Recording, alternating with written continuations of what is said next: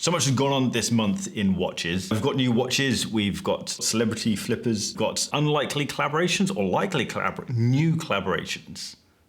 Milestones have happened.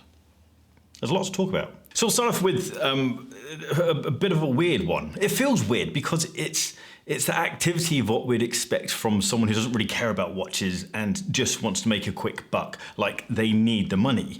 Sylvester Stallone has flipped his Patek Philippe Grandmaster Chime. This is an epically expensive but epically rare watch. This is the most complicated Patek Philippe with 20 complications. It takes over 100,000 hours to make one of these watches, and bear in mind there's only 8,700 hours in a year. So that's pretty wild. This watch retails for around, there isn't like a set price, but it retails for around £2.5 million. Sylvester Stallone has flipped his watch, sold it at auction, and it went for $5.4 million. That's a healthy markup, regardless of whether you take off the percentage for the auction house. That's a pretty big return, but it's bizarre because it's not like a watch that he's had for a while, wore for a bit, has been part of his collection, and then he's just moved on. This thing is still in the plastic bag that Pateks are delivered in. So this was a conscious thing for him to do. It's weird because so few people have access to this watch. If you think how hard it is to get a Patek, it's in the single figures of how many of these watches are made a year. And so it's quite wild to think that he was in a position to get this watch in the first place and then consciously kept it in the plastic bag. And it'll be so easy for Patek to find out who sold him this watch and who allowed him to take it away in the funny little plastic bag. There's supposed to be a little ceremony of them cutting open a bag and presenting you with the watch. They obviously just gave him the watch. The whole thing's quite odd. We'll carry on with the flipping topic. The Tudor pink chronograph, that's now hitting the shops pretty heavily. We're seeing the thing all over Instagram and now all over eBay. And what people are trying to charge for this is nothing less than moronic. It sounds a bit odd on paper, a pink dial chronograph, but it is actually really nice. The pink is a matte pink. It's quite a subdued pink. It's really quite wearable. For the retail price of £4.5 roughly, I think this is an absolutely killer watch. But for the £15,000 that people are trying to flip this for, it's not. It makes no sense. And please don't, if you're in the market for spending £15,000 on something that's worth £4,500, don't ever think that that's going to be an investment opportunity. It could be, but the likelihood is it won't. And I could think of 1,000,001 different watches for 15 grand. What would you choose for 15 grand instead of a pink dial chronograph? Can you remember that crazy IWC moon phase that they launched this year? The Portuguese Eternal Calendar. They said it was going to display the moon phase accurately for the next 45 million years, or with a deviation of 1 day within the next 45 million years. And I said, well, yeah, but who's going to test it? Well, it's been tested. They've just won the Guinness Book of Records for having the most precise lunar phase wristwatch. So that's pretty cool. I really like it when watch brands get external people to verify what they say. Not that I didn't believe IWC, it's just my little brain can't comprehend 45 million years. Last bit of news or a thing that stood out before we get onto the new watches, because there's some epic new watches. Nico has done a video with AP, or rather, AP has done a video with Nico. And regardless of whether you love or hate Nico, that is completely irrelevant. This is a massive milestone for new media, modern media that isn't connected to a publication, media that is social media, what we do here. There's a big difference between talking behind a publication when you're part of a team and your voice is kind of secondary to that publication. There's a very big difference between that and when it's you, especially when a brand works with you, because they aren't working with a publication that has a voice and is protected in a certain way. They are working with you directly.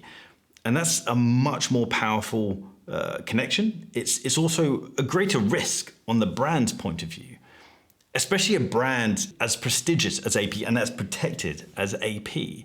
Watch brands are still scared of YouTube. I still struggle to get hands-on with certain watches because they don't understand the concept of it. They don't like how it's not so formal as a typical publication. They don't like how informal this is. This isn't the format that they want. They want just pretty pictures and less of the personality, less of the opinions, and more of just the publication branding. And so this is a very different format for watch brands to engage with. And that's why I think that this is such a powerful message, is that a brand as high as AP has chosen to interact with a YouTuber. Nico does more than that. But in this instance, that's what it is. It's at AP House in London with their heritage and archive manager. It isn't just an interview that's gone on Nico's channel. This is AP talking to Nico on AP's channel. So this is really a powerful move. That's really quite massive, and hopefully other brands will start to learn that the modern world isn't that scary. Right, let's talk about watches. One of my favorite watches in the world is the Aqua Terra. I love simple watches that look simple but are actually massively powerful. The Aqua Terra perfectly fits that category, and Omega have launched a lacquered black dial Aqua Terra. And I can absolutely see people just labeling this as boring, especially in a world where brands are making more complex dials, Omega included. They now have laser etched waves on their dial. They've got different fumes, they've got different colors. Lots of brands are going down the, how can we make this watch more interesting? This watch is doing the complete opposite. And I find that powerful because typically you might buy a watch, you might buy a white dial Seamaster like I have, or you might go for a blue dial Seamaster. And that will go with a handful of outfits, but it can't be a one watch does everything. Whereas this new Aqua Terra absolutely is that one watch that can do everything. I haven't seen this in person, I've only seen it in the press images. It looks fantastic. It's powered by the Caliber 8800, which is one of the best mass-produced movements on the market. So this, I think, is an absolutely killer option. It's also got a new on-the-fly bracelet extension system, which I don't quite understand. I can't find any videos on how this works, so I'm keen to get hands-on with this one. Another new watch that has been launched is this new Panerai. This is the Submersible Elux Lab ID. This thing has actual lights inside. It has electricity inside from a mechanical movement. It's got 6 barrels to power. It's got 2 barrels to power the time, and it has 3 days of power reserve from that. It has a further 4 barrels that provide power and energy to a micro generator that then creates enough energy to power the lights, typically where you would see lume, that's now a light, and it can light this up for up to 30 minutes. Panerai say that this is the result of 8 years of R&D and has 4 patent applications attached to it. It's an awesome looking watch. It's going to be absolutely massive. It's already a big watch, and now it has this huge pusher down at 8 o'clock. But I love stuff like this. This is what I like about mechanical watches, is that it's a massively over-engineered thing that is really cool and sexy. You could argue, yes, just put a little button battery inside and a little tiny circuitry of LEDs. But no, that's not why we like mechanical watches. I love the fact that these guys have actually created electricity through all of these tiny barrels, enough to create 30 minutes of power. I think that is absolutely awesome. You know, Andrew Morgan, he's got this YouTube channel, formerly the guy who was talking hands behind the Watchfinder channel. He's launched his own watch with Christopher Ward. This is his Bel Canto, and he's named it the Red One. Aside from his Bel Canto looks absolutely fantastic, but the Bel Canto itself is a very interesting move within the Christopher Ward product range, because it's a departure from what they typically create, but it goes back to the original structure or the original model of building watches. There's this whole thing around watch brands focusing on in-house or giving this message of in-house, and it's a relatively new obsession.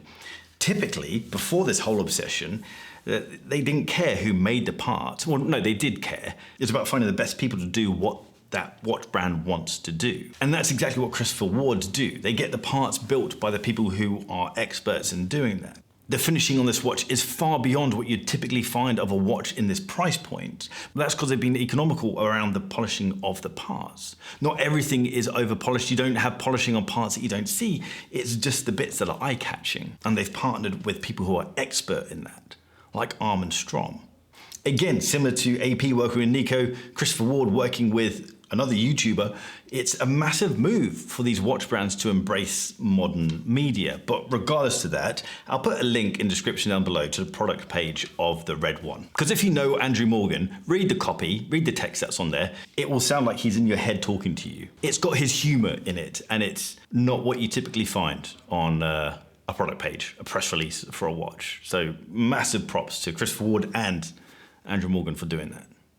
Has there been any standout points for you guys on the past month? It's funny because every now and then I go through moments of thinking, there's not much happening in the watch world, and suddenly some cool things pop up. But I really want to get hands on with that Aqua Terra. It looks awesome. If you like this video, hit the thumbs up button. If you like to style this video, hit the subscribe button down there and that little bell icon to get notifications when I drop a new video. If you're on Instagram, give me a follow at BarkandJack. If you want to check out watch straps, watch accessories, and really sexy mugs, then jump over to barkandjack.com. I'll see you guys very soon. Take care.